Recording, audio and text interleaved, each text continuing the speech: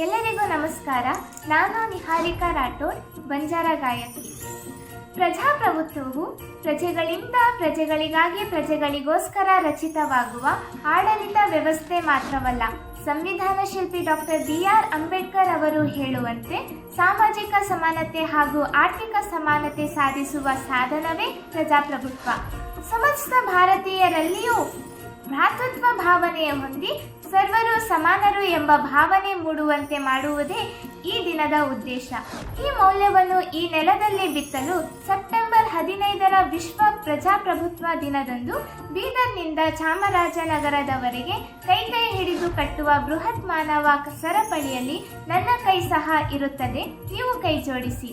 ಧನ್ಯವಾದ. ಎಲ್ಲರಿಗೂ ನಮಸ್ಕಾರ. ನಾನು ನಿಹಾರಿಕಾ ರಾಠೋಡ್, ಬಂಜಾರ ಗಾಯಕಿ. ಪ್ರಜಾಪ್ರಭುತ್ವವು ಪ್ರಜೆಗಳಿಂದ